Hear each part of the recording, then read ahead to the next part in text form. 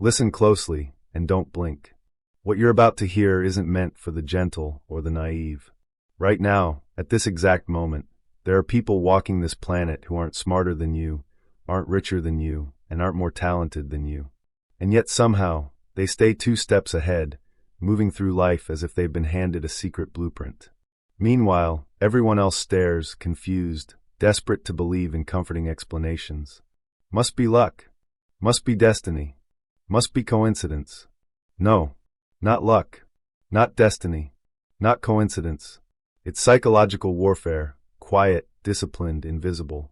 These people operate under silent laws, ruthless laws no one teaches, laws polite society pretends don't exist because they shatter the fantasy of a fair world. But they know them, and you don't. That's why they rise. And you stay still. If you've ever felt underestimated, if you've ever felt your potential rotting in places you've outgrown, if you've ever watched others ascend while you remain locked in the same position, then understand something. After this, you will never look at people, power, or yourself the same way again. Machiavelli understood a truth most fear to even whisper. Power is not given. Power is taken. And those who take it don't wait. They don't ask. They don't hope. They seize control using the laws you're about to learn. These 7 laws are not advice. They are weapons, tools to direct choices, bend outcomes, influence perception, and walk through the world with a silent dominance that unsettles anyone who tries to oppose you. Some people will hate these laws. Some will deny them. Some will pretend to be too moral to use them. But here's the sting. These laws are already being used on them. By bosses. By competitors. By strangers. By anyone who understands how the game is truly played. Today, you stop being a target. Today, you step behind the curtain. And once you see what's behind it, you can never go back. Take a breath. Steady your mind. What comes next hits harder than the rest. Control the options, not the choice. If you want to understand power, real power, start here. Most people think control is force. They think power comes from pressure, threats, arguments, or dominance. That's why they fail. Because true control isn't loud. It isn't aggressive. It doesn't even look like control. Geniuses don't push people. They shape the environment people choose from. The weak try to command decisions. The powerful design the options. Imagine placing 2 keys in someone's hand. They feel powerful because they get to pick the key. They feel free because they made a choice. They feel respected because you let them decide. But both keys open your door. That is quiet dominance. That is engineered freedom. That is psychological superiority disguised as kindness. Parents do it to children. Leaders do it to followers. Corporations do it to customers. And the powerful do it to the world. You don't control people. You control the frame around them. Never ask, will you do this? That invites resistance. Instead ask, do you want to do it now or later? Should we use version A or version B? Which path do you prefer? Every option leads to the destination you already planned. And here's the delicious twist. People defend the decisions they believe they made. They protect them. They justify them. They become loyal to an outcome you engineered. Machiavelli knew this centuries before psychology had a name for it. The best way to control a decision is to control the choices. Humans rebel against orders, but they rarely resist curated freedom. Why? Because uncertainty terrifies the human mind. Present clean, simple options, and their fear evaporates. They choose faster. They feel safe. They feel in control. But they were never in control. Not really. Geniuses weaponize this law everywhere. In negotiation, both deals benefit them. In leadership, all paths lead back to their vision. In conflict, every choice drains the opponent. In relationships, every alternative reinforces their advantage. The beauty of this law is its subtlety. No pressure, no confrontation, just design. Stop trying to control people directly. Control the landscape they move through. Guide the path. Shape the frame. Manage the alternatives.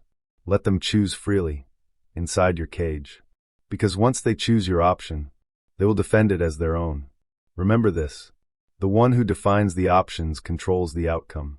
Here is a truth people hate more than pain itself. Logic doesn't control the masses. Fantasy does.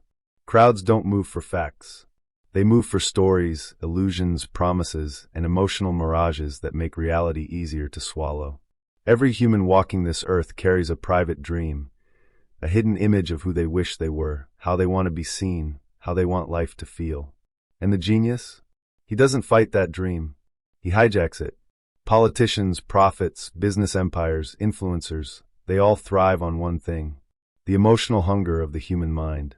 Machiavelli understood it before modern psychology existed. Men are driven more by appearance than by reality.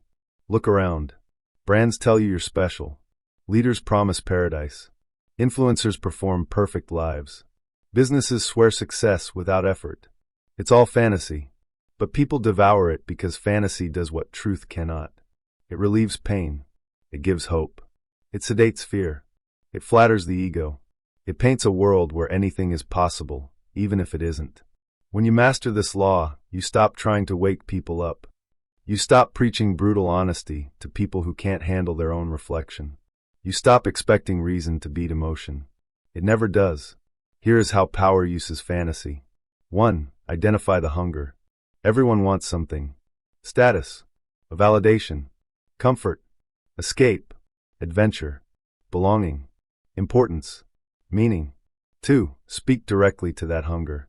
Not with explanations, with images, emotions, visions. You can rise. You can win. You can escape. You can transform. You can become who you were meant to be. The truth doesn't matter. The feeling does. Fantasy draws people closer. Truth pushes them away. That is why prophets build movements. CEOs build empires. Leaders build nations. Creators build followings. Manipulators build puppets. They all use fantasy, the emotional drug the human brain cannot resist. And here is the twist. Fantasy is not deception. It is emotional architecture. You don't have to lie. You only have to present the most inspiring version of reality. When you speak to a person's fantasy, you bypass their doubts, their logic, their skepticism, their defenses, their cynicism. You go directly to the heart, and the heart obeys before the mind catches up. Remember, people don't follow the best plan. They follow the best story. Now drop this line into your mind like a blade. I speak to desire. Everyone has a weakness. Press the right one. If you want real power, stop listening to what people say and start watching what makes them react. Because beneath every confident smile, every calm pose, every loud voice, every controlled mask, there is always a soft point, a hidden crack, a wound, a fear, a craving, a shame, a secret hunger they'd rather die than admit. The genius doesn't shame this. He studies it. Machiavelli said it clearly. To command others, you must first understand what commands them. Weak people try to push everyone the same way. Powerful people press the one button that matters. Here's the truth no one wants to face. Human behavior isn't random. It is always driven by an emotional core. Find that core, and you own the person. But you don't find it by asking. People lie when you ask. They protect. They defend. They pretend. So you observe instead. Watch the micro-reactions. What makes them tense? What compliments light them up instantly? What insults provoke rage? What topics make them shut down? What do they brag about? What do they avoid? What do they fear losing? Every reaction reveals a pressure point. Now understand this. Arrogance hides insecurity. The one who screams, "I don't care," usually cares the most. Confidence hides fear. The one who looks unbreakable often trembles inside. Oversharing hides loneliness. The one who tells you everything is begging to be seen. Control hides vulnerability. The stoic one fears emotional exposure more than death. The genius does not judge these weaknesses. He collects them like ammunition. Because once you know what someone needs, you know how to lead them. Everyone needs something. Importance, connection, safety, validation, meaning, belonging, certainty, hope. A person's dream can be as powerful as their fear. Both are levers. Weak manipulators push random buttons, hoping one works. Geniuses press one with surgical precision. And that is all it takes. Once you find someone's emotional lever, you can calm them with a word, motivate them with a phrase, paralyze them with silence, redirect them with subtlety, diffuse them without force, influence them without resistance. No raised voice. No intimidation. Just psychological geometry. This law isn't cruelty. It's clarity. Because when you understand a person's weakness, you understand their entire behavior. Why they fight. Why they chase. Why they obey. Why they collapse. Why they cling. Why they pretend. Why they run. Reactions are pure honesty. Words are camouflage. Remember, people can hide their thoughts, but they cannot hide their reactions. Act like a king, and they treat you like one. The world does not respond to who you are. It responds to how you carry yourself. Power is a mirror. If you present yourself as small, the world compresses you. If you present yourself as unsure, the world doubts you. If you present yourself as weak, the world steps on your throat without hesitation. But if you move with quiet certainty, if your posture whispers authority, if your silence carries weight, if your presence fills the room before your voice does, people feel it, and they bend. Machiavelli understood this long before psychology gave it a name. He who wishes to be obeyed must know how to command. Command doesn't come from shouting. It comes from existing differently. Imagine a king entering a room. He doesn't beg for attention. He doesn't explain himself. He doesn't rush. He moves like the world rearranges itself around him. Every gesture is deliberate. Every word is chosen. Every pause is a statement. Every glance is a verdict. He radiates a simple, undeniable message. I am not to be questioned. Geniuses emulate this. Their presence does the work long before they speak. Because here's the hidden truth. Humans don't follow skill. They follow certainty, asterisk, asterisk. They don't analyze your talent. They respond to your energy. Confidence is magnetic. Uncertainty is repulsive. People are constantly testing each other, looking for cracks, a moment of hesitation, a flicker of doubt, a drop in posture. If you break once, they label you weak forever. The powerful never let their crowns slip in public. They don't flinch under pressure. They don't shrink when challenged. They don't over-explain. They don't rush. Their calm is their armor. Their composure is their weapon. Acting like a king is not arrogance. It's psychological framing. You walk differently. You speak differently. You pause differently. You react differently. And the world adjusts to your frequency. Respect yourself first, and the world simply mirrors it. Because here's the final blade. If you don't treat yourself like royalty, no one else will. It's not what you do. It's when you do it. Power isn't just action. Power is precision. Most people rush into life like blinded animals, acting too soon out of fear, acting too late out of hesitation, moving without calculation, bleeding opportunities they never even recognized. Geniuses know better. They understand that timing is the invisible force behind every victory. A weapon so subtle that the world mistakes it for luck. Machiavelli warned, "The wise man does at once what the fool does finally." But the message is deeper than speed. It's about rhythm, observation, patience wrapped in tension. The fool thinks acting fast is power. The genius knows that acting exactly when the world is vulnerable is unstoppable. Timing is the difference between a strike and a mistake, influence and irrelevance, opportunity and disaster, a king and a casualty. The genius is a predator, not a gambler. He watches. He studies. He remains quiet while others panic. He waits while others flail. He calculates while others react. Then, when the exact moment arrives, when the structure is weakest, when the opponent is exposed, when the room is ready, when the silence is heavy, he strikes. One move. Devastating impact. Not because he's lucky. Because he's patient. Here's what the weak never understand. Impatience is insecurity. Hesitation is fear. Timing is power, asterisk, asterisk. The world constantly signals when it is ready. People hesitate. Trends shift. Tempers rise. Defenses drop. Opportunities ripple. Momentum flips. The genius reads these signals like a surgeon reading heartbeat patterns. He doesn't force timing. He bends circumstances to align with it. The early move is wasted. The late move is fatal. The perfect move is legendary. Remember this. Power is not constant action. Power is decisive action at the perfect moment. Create spectacles. Emotion conquers logic. Facts are fragile. Logic is slow. Information is disposable. But spectacle? Spectacle is immortal. Humans are emotional creatures wearing the costume of rationality. They swear they want truth, but what they truly crave is impact, drama, symbolism. A moment that sears itself into memory. Machiavelli captured it simply. Men judge more by the eye than by the hand. People believe what they feel, not what they think.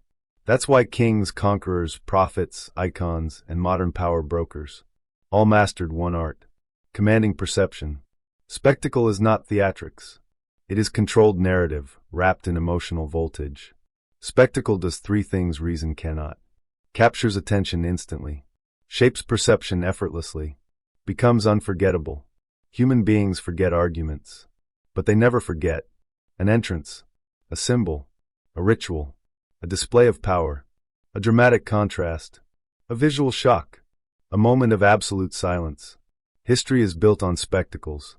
Napoleon's grand entrances, Caesar's triumphal marches. Every revolution began with imagery, not explanation. Every empire was held together by symbols, not speeches. Modern leaders do the same. Brands, influencers, presidents, billionaires. They understand the same ancient truth. Control the eyes, and you control the mind behind them. A genius uses spectacle with purpose. In leadership, rituals and imagery that inspire loyalty and awe. In negotiation, strategic displays of confidence that unsettle the other side. In influence, actions that feel larger than life, even if simple in reality. In strategy, silence before a decisive move, clarity in the moment of chaos, the perfect statement at the perfect time. Spectacle is emotional manipulation at its most elegant. But here's what separates amateurs from masters. Spectacle must align with your identity. A king's spectacle is power. A prophet's spectacle is revelation. A strategist's spectacle is calm precision. A villain's spectacle is fear wrapped in charm. The wrong display destroys credibility. The right display creates legends. Done correctly, spectacle becomes a shield, a smokescreen, a throne, a weapon, a memory, a myth. While others are dazzled, the genius moves quietly behind the curtain, executing the real strategy while the crowd stares at the show.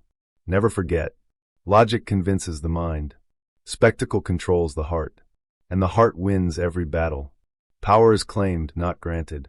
Now that you've walked through the 7 laws, understand something crucial. These are not theories. These are weapons. Silent, psychological, invisible weapons. And every day you walk through the world without them, someone else is using them on you. Life is a chessboard, boss. Some people drift across it blind, reacting to impulses, chasing distractions, taking blows they never saw coming. They call it bad luck. They call it life being unfair. But the ones who rise, the ones who remain untouchable, study the board. They manipulate the options, exploit fantasy, probe weaknesses, command presence, strike at perfect timing, ignore what doesn't matter, control perception with spectacle. They don't play harder. They play above. They don't ask for power. They construct it. Here is the truth the world fears. Power does not wait for permission. It flows to those who understand the rules, or those who are ruthless enough to invent their own. If you choose to follow the crowd, to react instead of calculate, to hope instead of design, to beg instead of command, you are not just losing. You are invisible. A pawn, an ornament on someone else's strategy. And pawns? They get sacrificed without hesitation. But here is your advantage. You now see the mechanics behind the curtain, the illusions, the levers, the psychological architecture of influence. You can't unsee this. You can't go back to being blind. You can't return to innocence. Now you know. Power is intentional. Dominance is constructed. Influence is engineered. Respect is commanded. Freedom is taken. So the question becomes, what will you do with this knowledge? Will you stay asleep, comfortable, predictable, forgettable, hoping the world treats you fairly? Or will you step into the game, fully awake, cold-eyed, strategic, dangerously aware, and start shaping reality instead of reacting to it? Because here's the final twist. The game is already in motion.